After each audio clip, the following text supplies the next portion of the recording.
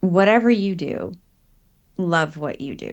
Like, don't chase money because if you don't like what you do, you're not going to make money at it because you're not going to do it well.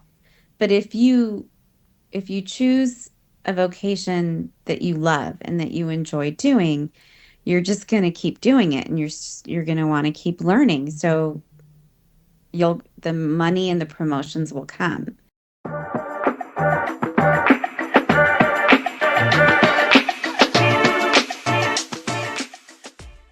Hi everyone, and welcome back to Impact Economy, the Female Frontier. I'm your host, Siona Mehta, and today I'm interviewing Rajul Shah, an international artist who had a mid-career change and decided to pursue art. Okay, so can you tell us about your current role and how you got there?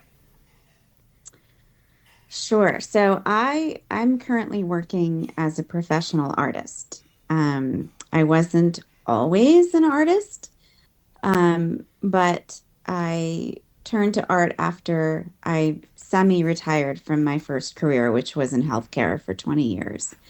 Um, we moved to Japan in 2012, and I decided it was a good time to stop working at my corporate job because I always wanted to learn art. And so I took the opportunity to kind of go to art school, take classes, and um, basically became an artist. Couple other roles that I have is I started an art collective in Singapore with six other wonderful professional women artists. And while I kind of lead it, I'm a founding member, so I kind of work a lot with the art collective in Singapore, and I also started a small company with another founder called Purple Octopus Art, which is kind of it's a platform for art and writing that addresses human diseases. So I guess I have a few different roles, but all revolving around art at this point. So you mentioned you moved to Tokyo and then Singapore. Can you kind of tell us about your journey geographically, just for some people who might be interested in how that has Sure. corresponded with the transition? Yeah. So I think the short version is I was born in Mumbai, India, basically raised in the US, moved to Japan in 2012. My husband's job took us there, and then his job took us to Singapore in 2019. So that's kind of my journey. And so right now I basically live between Singapore and the US, mostly in Singapore right now during the academic year. And what first sparked your interest in your first industry, and then what really drove you to make the change? Um, I so I've been lucky. I've had careers that I absolutely love and have enjoyed. Um, my first job was in healthcare, and I was on the consulting side for 5 years. I had a bachelor's degree in marketing and finance and a minor in international business. And I was always interested in the healthcare industry from a marketing aspect. So I basically came into pharmaceuticals for 5 years on the consulting side. Then I joined Ortho McNeil, which was a division, or yeah, was a division of Johnson and Johnson, and basically merged into other pharma companies within Johnson and Johnson. And I was there for about 15 years between the pharma side and the biosurgery side. I actually have an MBA in pharmaceutical chemical studies. So my first 20 years I spent in pharmaceutical marketing analytics, working with marketing teams and clinical teams and global teams, basically helping them understand the marketplace, the customer, researching marketing tools, new opportunities in different disease states, things like that. Um, Growing up, I always had a hobby of artistic things. So I sang in high school. Photography was a hobby. I liked to draw and sketch. I think a part of me was just always creative. And the older I got, realizing that, life expectancy is in the 80s and, you know, you come to a point where you're like, okay, what do I want to do? What's on my bucket list? And, learning how to paint, learning art was always on it. And so, um, I always had the plan that at some point, I would retire from corporate life and, make a go of art school and see where that led me. And that's kind of how I got here. So, in your job as an artist, what strategies are the best way for you to balance that creativity and that artistic vision with having it as a business and needs of clients and needs of moving around and doing art shows and things like that? So I think I've been a bit lucky in that because I have degrees in business and I was in a marketing role working with product management teams. I had a lot of understanding of the business side and things like what is a strategic business plan and what does it mean in terms of branding yourself as an artist, which in the art world they call that an artist statement, and then working on your CV or in bio. So in corporate world they call it the resume or a CV, and it includes your education and jobs you've done. In the art world, it's still a CV, but it includes art education and shows that you've done, awards, publications, all the things that would give you recognition as an artist in terms of your biography. And so I think translating all of that conceptually was easier for me than I think a lot of my artist colleagues. It's been kind of a challenge because um, going to art school, they don't always teach you that side um, of art. So in that respect, I think that has helped me. On the other hand, I didn't go to art school, and so I had a huge learning curve when it came to things that my artist colleagues have learned through art school and the networking that they've been able to do in art school. So, it's like, I had some of it, but I had to learn the other parts too. And so, like in business, in the art world, you also need to do networking, visit galleries, do some shows, meet other artists just to meet people and get connected to people. It's still a very important part of being an artist and a professional artist for sure. So it's same concepts apply, just different business model, different area, different people.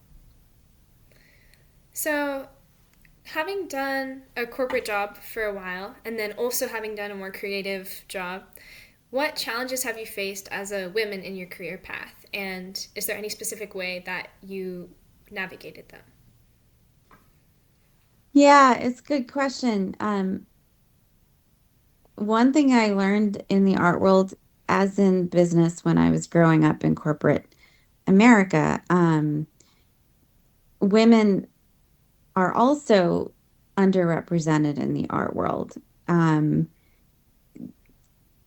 we've had women artists like Hilda Klimt um, just recently become recognized for their contributions to art, which wasn't always the case. And it's so in some ways there it's the same in terms of, as a woman, you still have to kind of work really hard to get through all the noise. One of the ways that I've tried to do that is with this art collective. It is only with professional women artists and with the objective of highlighting the creativity that women artists bring and their contributions in art.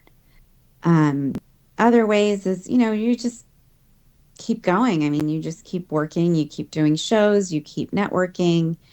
And, just like in other careers where women have have to break the glass ceiling. It's no different in the art world. I think for me, there's just been this big learning curve because I've had to learn art and then, I'm starting all over. I started all over with another career. So it's taken time to establish myself. I wouldn't consider myself an established artist yet compared to other women artists in the field.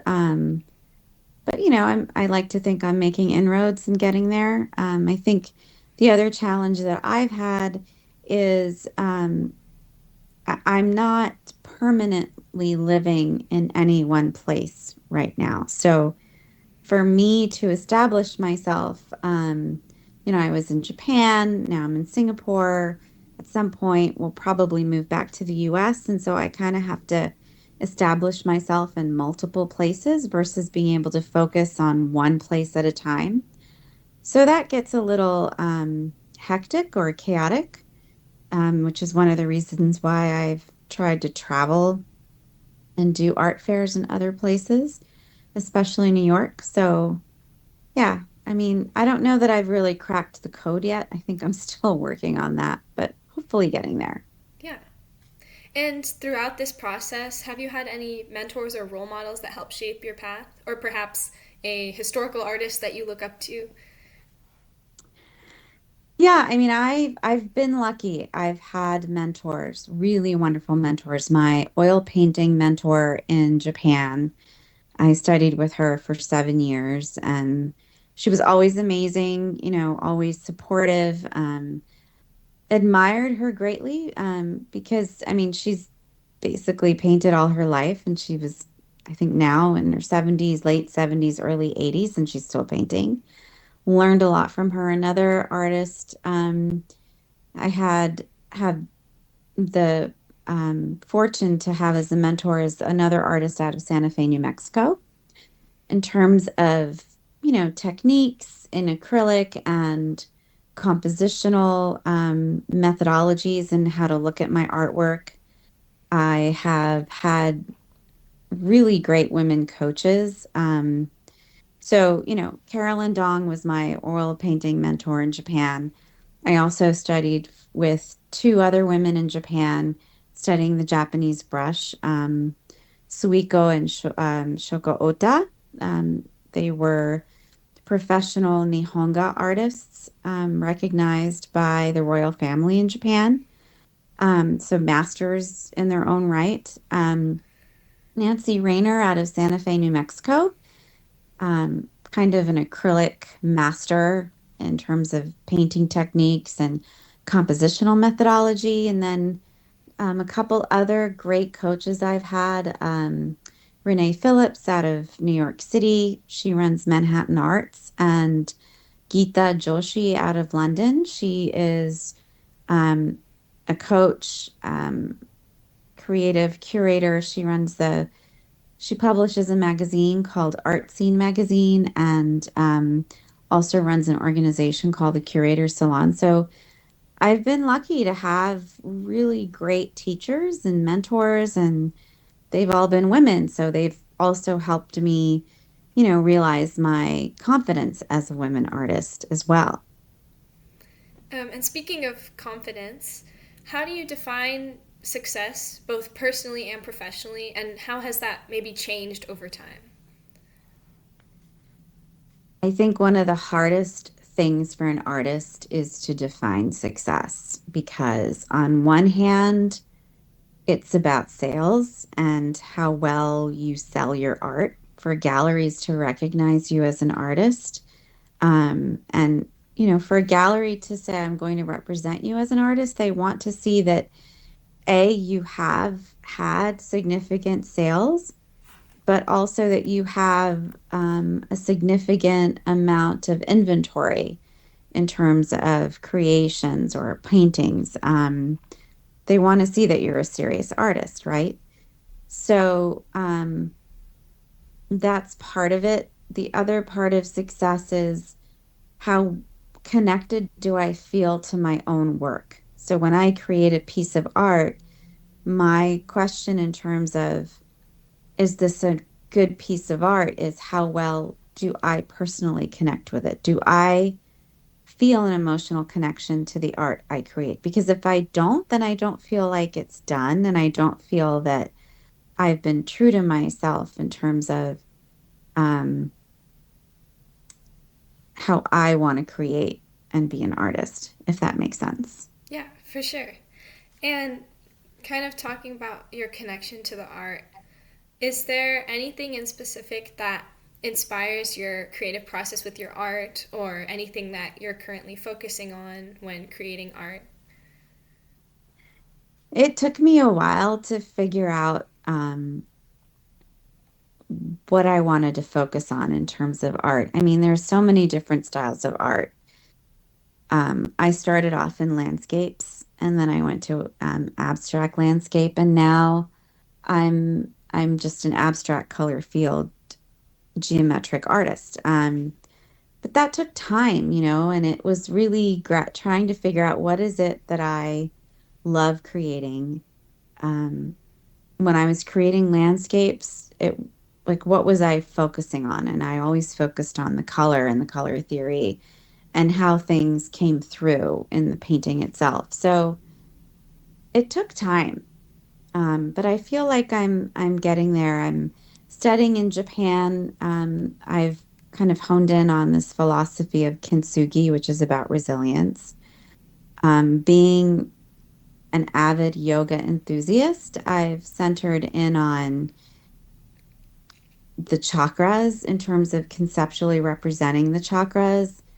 Um, but I think overall, when I look at my first career and my second career, I've really had this aspirational um, idea towards healing. When working in pharmaceuticals and different therapeutic areas, for us, it was always about the patient and, making a difference, bringing drugs to market that would help patients live um, a better quality of life, especially if they were suffering from a terminal or chronic disease like cancer or epilepsy or chronic back pain. And in my art, I like to express the same attitude. So I focus on the communication of resilience through our chakras, which are our energy centers. So I paint abstract geometric color fields related to the chakras and overlay that with the philosophy of kintsugi, which is about resilience. That's beautiful. Thank you. Has there ever I hope been. I've explained it well. I know a lot of people, some people aren't sure what chakras are, and I know other people haven't really heard about the concept of kintsugi yet. So I find myself trying to find a shortened, easy to communicate version of both of those concepts. Do you have to explain them often? Hmm. Um, Sometimes I think the concept of kintsugi is gaining a lot of traction in the world. It's been recognized as a very important philosophy in life. So just for your viewers, in Japan, when a piece of pottery breaks, they don't throw it out. They put it back together um, with gold powder and tree sap traditionally. Just so if you break a cup of, or if you break your favorite teacup, um, it doesn't get thrown out. You put it back together with gold splicing and tree sap, and it's elevated into a form of art that is cherished.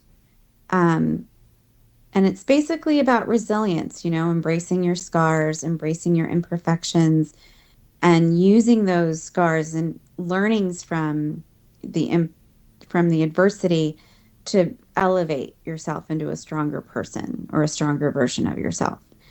The chakras is it's kind of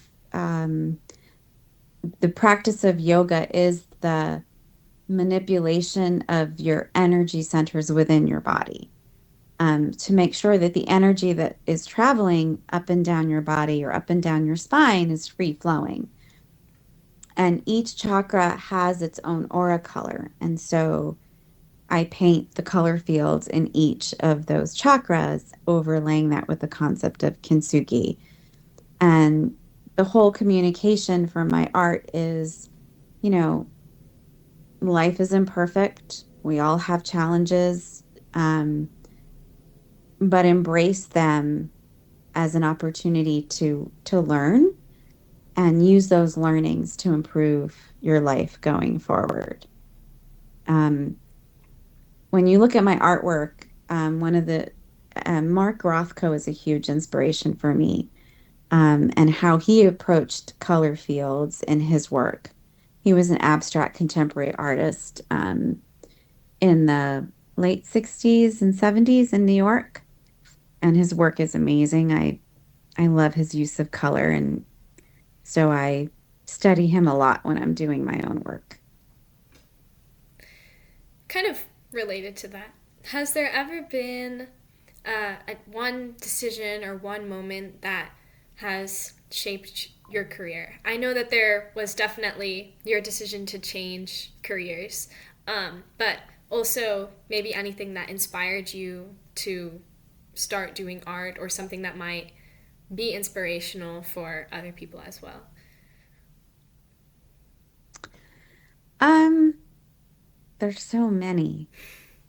I mean, in my first career, there were so many. Um, it's hard to pick. Overall, I was and still am a working mom.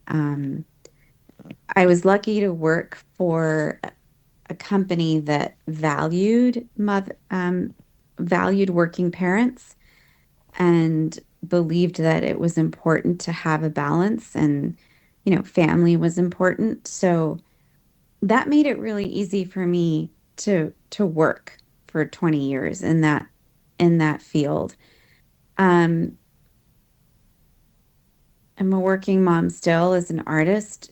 Being an artist gives me a little more flexibility in terms of, it's not a 9 to 5 kind of job. It's whenever, I mean, I think I spend more hours working as an artist than I ever did in corporate, but still able to balance that with family. I think one of the one of the criteria that I've always approached my corporate life and even as an artist is, my role as a mother, um, and a wife and a daughter and a sister was always important for me to balance. And, that's a choice that I make. It's not a choice that every woman wants to, or how do I say that? There's no judgment, right? Like the whole idea is as a woman, you want the option, right? It's your choice. And I think that's the place where we wanted to be from the beginning, right? Is you don't have to be a working mom, you don't have to be a full-time mom, but to have the option without judgment is what's important, if that makes sense. Yeah. And so for me, being a mom, being present for my children and my family has always been important. And on one level, I've chosen a career path that allows for me to do that because for me as a person, I know I wouldn't be happy if I couldn't balance all of it. Do you have any particular strategies that help you manage that work life balance? Because I know that it might be easy to get burnt out when you're doing the same things over and over again. Or if you have all of these things that you do, like the forums and the company and the art, but also having to be a mother and also having to, keep your inner peace. How do you avoid burnout in those situations? Um, it's hard because I find myself trying to multitask a lot, but I try to, I try, I do have to course correct and catch myself to say, okay, you need to be present now.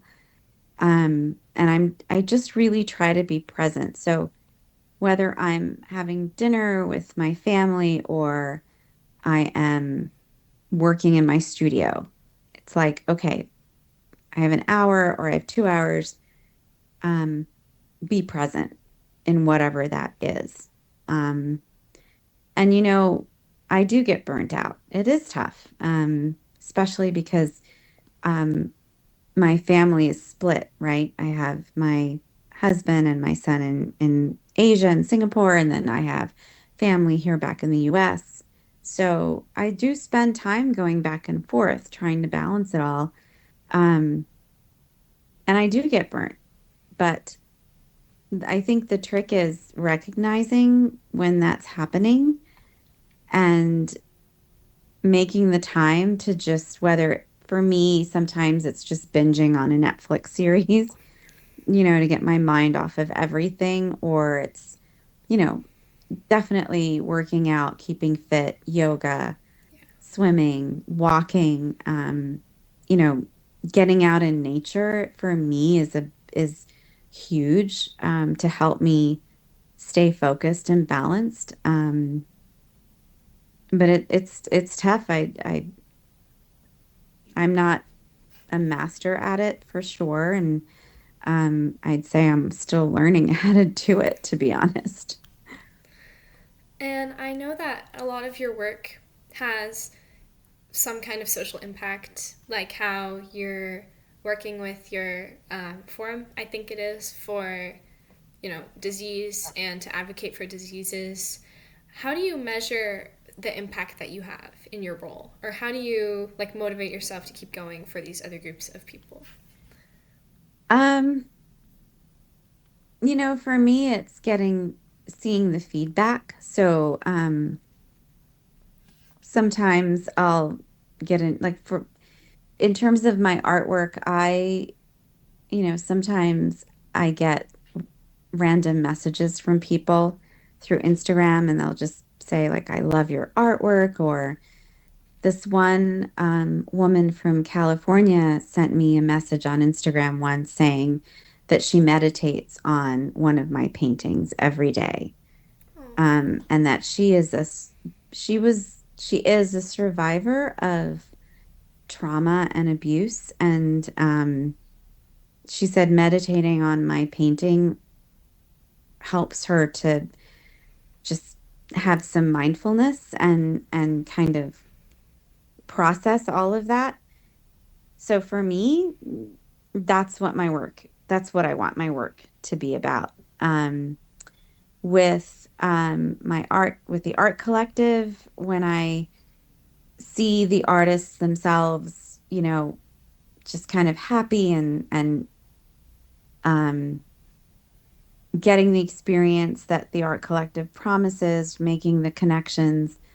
When I see that, and when they tell me like, "Oh, this is so great! I love being part of this group." For me, that means success. With Purple Octopus Art, which I had to. So sorry. Speaking of burnout, I was very burnt out, and I had to put that kind of on the shelf for about a year and to just kind of get through stuff. And now I'll be relaunching that soon. But for that, there were artists who would say, this is so cool that you're giving an outlet for this kind of art, to kind of put it out there and visually represent what it means to live with cancer or take care of someone with cancer, or how to visually communicate what happens to me when I have a schizophrenic episode, or when my depression takes over. So um, that's what keeps me going, to be honest. When I hear stuff like that, it's like, okay, I feel like I'm making a difference for someone. And that's what I'm finding about myself, is that's really important for me. that's wonderful. And I know you probably get copious amounts of positive feedback. But in, some ways, I know there's a lot of people that have struggled with negative feedback. And has there ever been a misconception that people might have about women in your line of work or in general about, the work that you do? Absolutely. And it's funny, just last year, um, someone said, well, you're not a serious artist. Because, I mean, this is like you turned your hobby into a vocation or something like that. And I was like, well, no, I am a serious artist. Yes, I'm a wife and um, yes, I'm a mom, but that doesn't mean I'm not a serious artist. And, you know, I'm not a struggling artist. I'm grateful that I'm not a struggling artist financially, but and I said to this person, I'm like, I get I understand why you might think that way, but I worked very hard for a very long time to to reach the financial stability that I have. I wasn't given all of this. I did earn it and I am continuing to earn it because I'm using what I did earn during those 20 years being in corporate and I am putting it into my businesses now as an artist. So that, that was kind of like, well, it really tried to correct Mm-hmm. that impression. Yeah. I mean, as an artist, you have to deal with rejection all the time. I mean, you enter these contests, you enter these jury competitions, and you don't always get accepted, right? And you have to have kind of an understanding that that doesn't mean your art is bad. It just means that the people who were reviewing your art, you know, had a different thing in mind, which is fine, but that's a fact of life, right? Like, Right. so you have to deal with rejection. And even in my corporate life, when I did get feedback, I always appreciated constructive feedback. Mm-hmm. And so if I got negative feedback, it was kind of like, well, okay, it's still my choice whether I want to act on it or not. Right. And it's still my choice um, if I accept it, even, Mm-hmm. right? So, but I think constructive feedback is always important. And um, so I try to respond to it when I do receive it in that respect. Yeah. And people perceiving that maybe something that's more of a creative vocation is not serious, is that specific to kind of all things in this way, or do you think it's more prevalent for women in creative jobs? I think it's more prevalent for women. And to be honest, even in the corporate world, when I first started out, um, there was always this like, well, you can't really focus on your career because you're married, or, I mean, you're going to want kids, right? Like, there was this thing where, you're a mom. So, like, how are you really going to be able to focus and dedicate yourself to the job? And that was fun. It's interesting because there's still that perception about women, but I'm finding it depends on where you are, right? So I think in the US that perception has decreased immensely Mm-hmm. since I joined the workforce. I mean, I'm talking this was how old am I? This was like 32 years ago. I was actually interviewing with somebody and he's like, well, but you just got married. So, I mean, you're going to want kids, right? So, how much are you really going to be able to do if you get this job?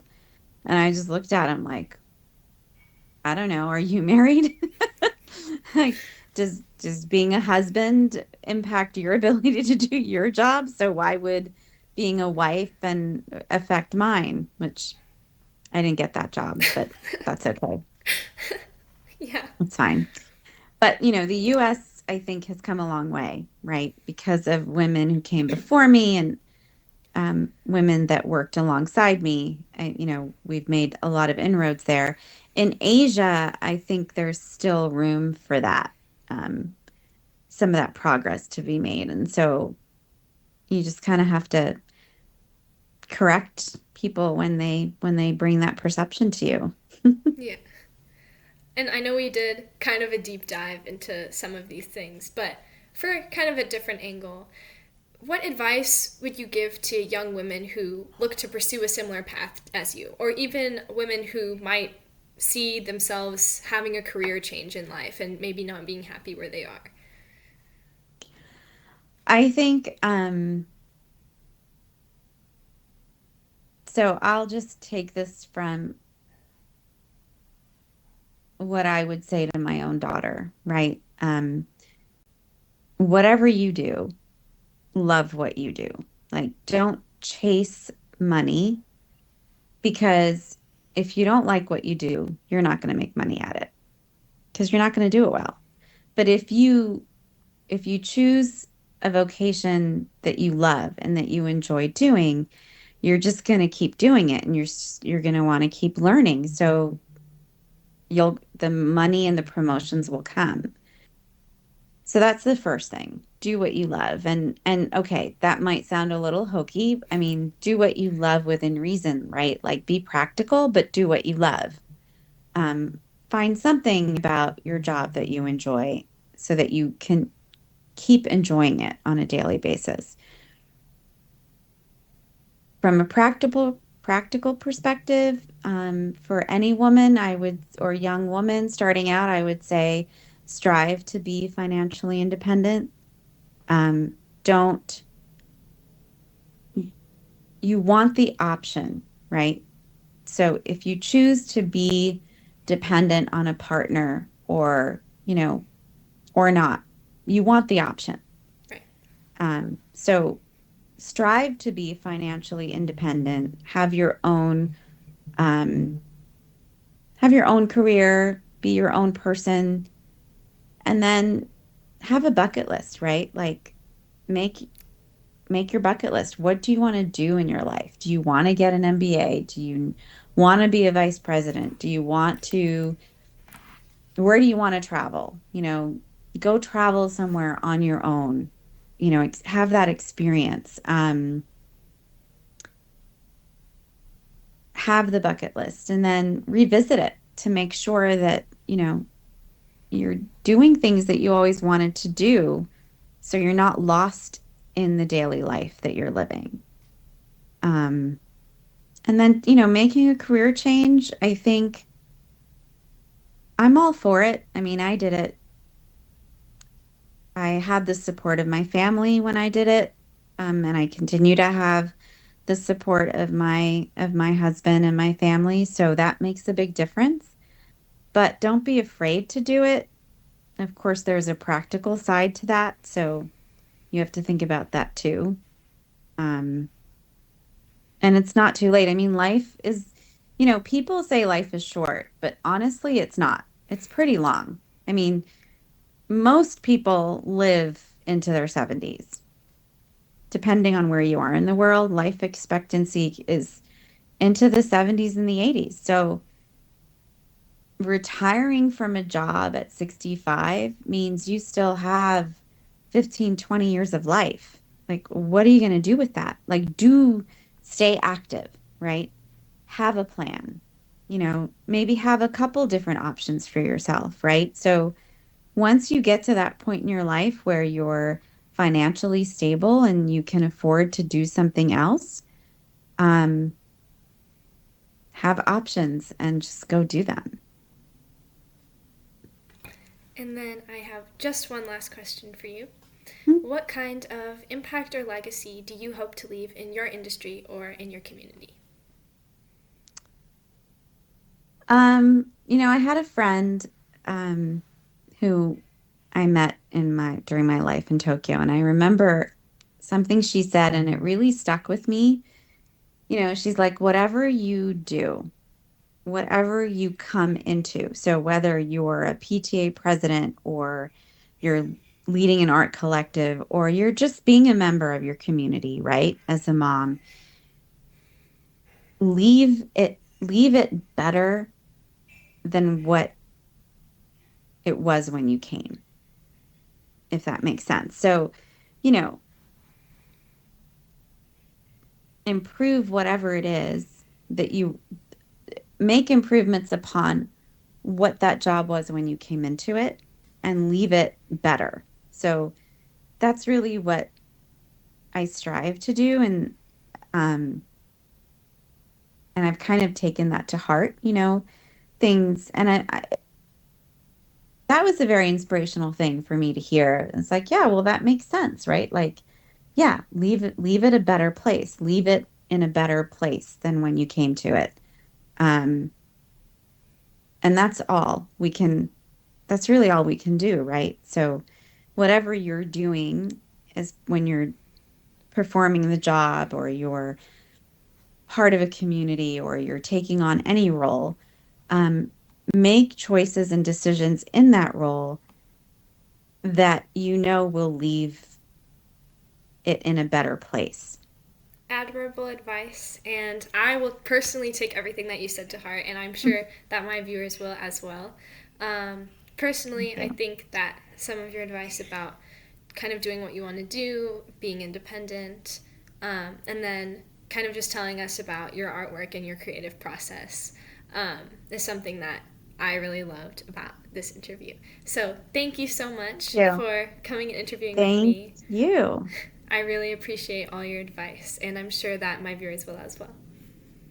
You're very welcome. Thank you for your time.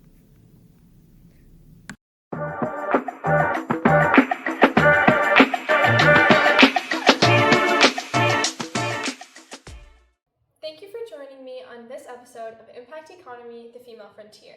Interviewing Rajul Shah has given me a few key takeaways, but my favorite of which being if you do what you love, then you're going to love what you do. As she showed us through embracing her interest and turning it into a passion and eventually a career, and then making a world where women around her feel more comfortable taking the same path. I encourage you to subscribe, like, and leave a comment to let me know what content you'd like next. Well, that's all for now. Thank you for joining us this week, and I'll see you next time on Impact Economy, the Female Frontier.